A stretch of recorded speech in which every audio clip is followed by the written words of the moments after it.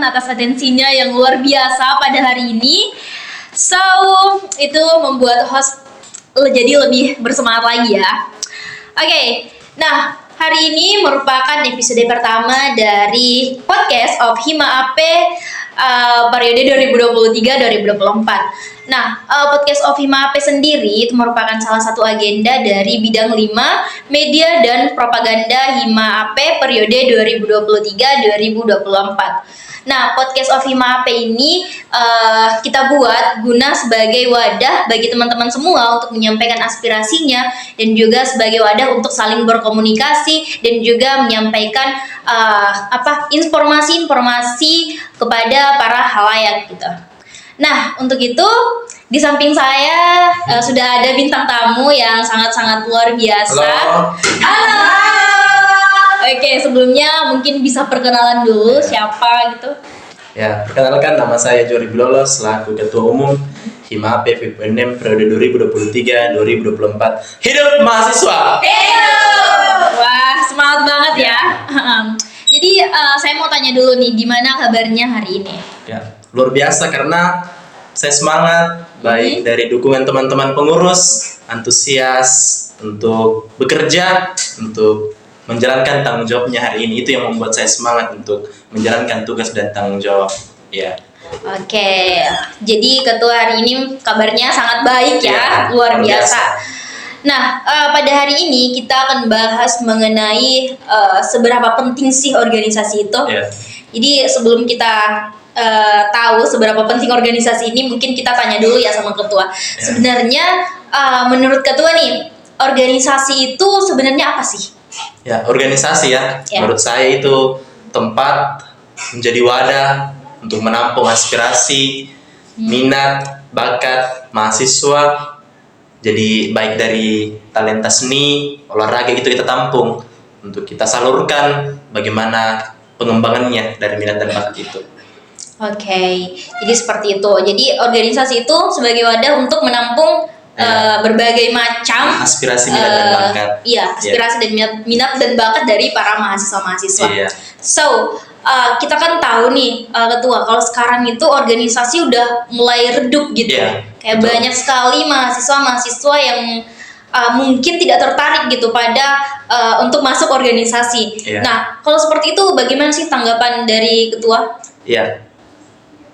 Buat saya saya lihat dari 3 tahun kebelakangan itu minat mahasiswa untuk organisasi sangat banyak atau sangat luar biasa. Tetapi 1 tahun terakhir ini minat mahasiswa, terkhususnya mahasiswa baru, itu sangat menurun minatnya dalam organisasi. Dan pernah saya berbincang-bincang sama mahasiswa baru, ternyata yang menyebabkan ini 90% itu adalah kegiatan-kegiatan himpunan, kegiatan-kegiatan organisasi. Dan itu yang akan kita kembangkan, terkhususnya di Hima AP FIPNM ke depannya. Bagaimana minatnya kita kembangkan, bakatnya kita kembangkan, dan aspirasinya kita tampung lalu kita salurkan. Itu sebenarnya yang harus dilakukan oleh organisasi, karena itu yang disampaikan oleh mereka. Kegiatan-kegiatan himpunan kurang menarik, kegiatan-kegiatan himpunan itu tidak lagi ada outputnya buat mereka, dan itu yang kita kembangkan baik dari segi akademik dan kepemimpinan mereka itu. Iya, jadi para teman-teman mahasiswa ini sekarang kayak pada fokus gitu untuk akademiknya, untuk mengembangkan akademiknya. Padahal kan untuk masuk di organisasi juga itu ada banyak sekali benefit-benefitnya seperti tadi misalnya jiwa kepemimpinan. Jiwa kepemimpinan untuk meningkatkan skill atau jiwa kepemimpinannya gitu, dan juga skill-skill lainnya. Nah, selain itu nih kita juga pengen tahu nih sebenarnya ketua ini kemarin mengajukan diri untuk menjabat sebagai ketua itu alasannya apa gitu? Kenapa bisa menjadi ketua Hima? Ya, sebenarnya banyak problem kemarin sebelum saya menjadi ketua umum. Persoalan saya angkatan 2021 ya. Persoalan teman-teman dari angkatan 2021 yang sebenarnya banyak calon kemarin, tapi ada satu orang teman yang selalu mendorong saya untuk ikut dalam atau untuk menjadi ketua umum, dan betul-betul itu yang menjadi semangat saya, bagaimana saya merubah budaya, merubah kegiatan-kegiatan himpunan seperti yang saya katakan tadi kurangnya minat, dan itu yang akan saya rubah ke depannya. Persoalan saya ingin mengembangkan betul-betul minat dan bakat mahasiswa. Itu yang menjadi dorongan saya. Sebenarnya kemarin saya tidak mau, tetapi timbul dorongan dari teman-teman angkatan saya, terkhususnya angkatan 2021, senior-senior yang selalu mendorong saya. Akhirnya itu yang menjadi dorongan saya untuk menjadi calon ketua umum, dan saya salah satu-satunya orang yang mencalonkan diri pada saat itu. Ya. Iya, jadi itu ya karena adanya dorongan dari teman-teman, Ya. dukungan dari kakak-kakak kita, Ya, betul. sehingga akhirnya mengajukan diri. Tapi gimana nih semenjak jadi ketua, gimana perasaannya? Apakah merasa terbebani atau merasa hevan-hevan aja gitu, gimana nih? Sebenarnya persoalan itu ya ada bukan beban, tetapi banyak problem di dalamnya untuk menjadi ketua. Ya. Baik dari tendensi dari jurusan dan sebagainya, itu yang menjadi problem untuk menjadi seorang ketua. Tetapi betul-betul setelah saya menjadi ketua, banyak pengalaman yang saya dapat. Relasi saya lebih banyak, saya lebih akrab ke pihak jurusan, ke pihak senior, kakak-kakak kita di Hima UNM. Betul-betul itu yang saya rasakan semenjak menjadi ketua, dan skill saya ya betul-betul jiwa-jiwa kepemimpinan dari teman-temanku pengurus, dan saya itu juga semakin berkembang begitu. Ya, jadi menjadi seorang ketua selain ya tentu ada saja hal-hal yang berat ya, Ya. tapi itu semua tentu kalau dijalani dengan baik, dengan selalu berpikir positif. iya, itu akan berdampak baik gitu buat Ya. diri ketua. Ya, Oke. betul. Nah, kita kan berbicara mengenai organisasi nih. Sebenarnya organisasi yang baik menurut ketua itu seperti apa? Sebenarnya yang saya lihat ya, saya terkhususkan di lembaga kemahasiswaan karena kita di UNM, semua organisasi itu baik Iya. karena memiliki tujuan yang ingin dicapai. Tapi organisasi yang baik itu betul-betul bagaimana aturan yang ada di organisasi itu diterapkan. Karena kita melihat ya dari budaya-budaya kemarin itu, organisasi itu ada pemukulan dan lain sebagainya.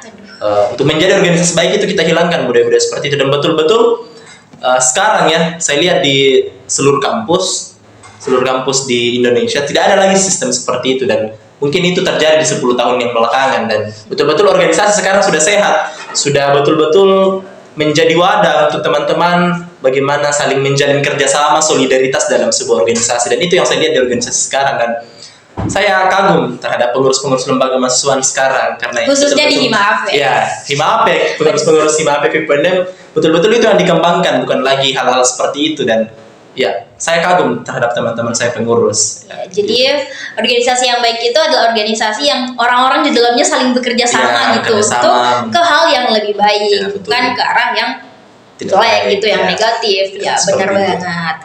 So, gini ketua, kadang ada ungkapan dari mahasiswa-mahasiswa atau adik-adik kita, Ya. kakak kita yang katanya kalau kita masuk organisasi itu ngerugiin. Ruginya di mana? Karena katanya kadang pakai duit pribadi atau enggak gini deh, katanya himpunan itu enggak ada duitnya gitu. Nah, gimana tuh tanggapan dari ketua? Ya, sebenarnya bukan hanya dari pihak mahasiswa ya, pihak orang tua juga ada yang menyampaikan ke saya. Dan betul-betul keluhan dari orang tua sudah saya tampung.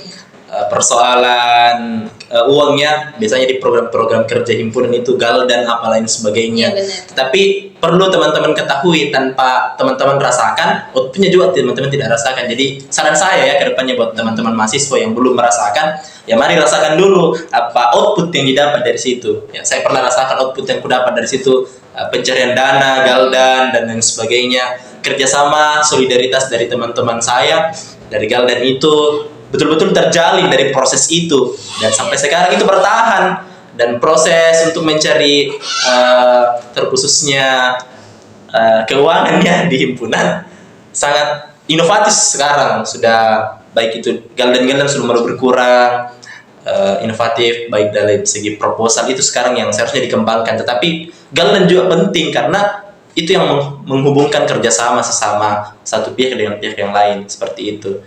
Iya, Ya. jadi proses pencarian dananya itu mungkin bisa lebih berinovasi ya. lagi, Ya. lebih kreatif lagi. Misal kita bukan hanya berjualan, Ya. mungkin kita bisa pakai alternatif lain gitu kan. Iya, betul. Oke, jadi nah terakhir nih ketua, ada gak sih harapan buat teman-teman kita nih, buat teman-teman kita satu angkatan atau kakak-kakak atau enggak ada adik kita nih untuk angkatan 2022 dan juga calon adik kita untuk angkatan 2023. Ada gak sih harapannya? Ya ini khusus jurusan administrasi pendidikan ya. Oke, gak apa-apa. Oke, harapan saya ke depannya ya buat teman-teman terkhususnya yang sudah bergabung menjadi keluarga kolaboratif ya di Hima PVPNM.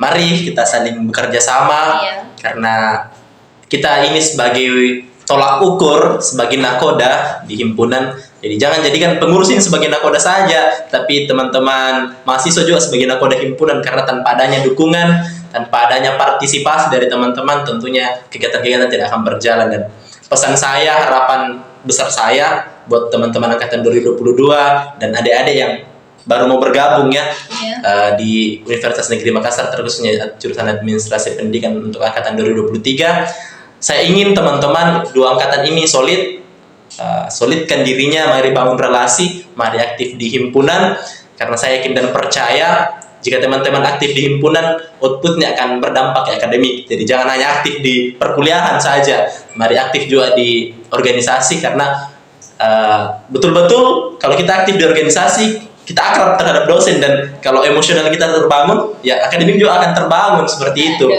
Pesan saya, mari menjadi mahasiswa yang aktivis, aktif di organisasi, aktif di akademik. Contoh, teman-teman pengurus, ternyata saya lihat nilai IPK-nya meningkat semenjak masuk organisasi. Nilai-nilainya A, saya juga begitu meningkat A, dan betul-betul output dari organisasi ini sangat luar biasa jika kita aktif di organisasi. Itu saja pesan saya bagi teman-teman.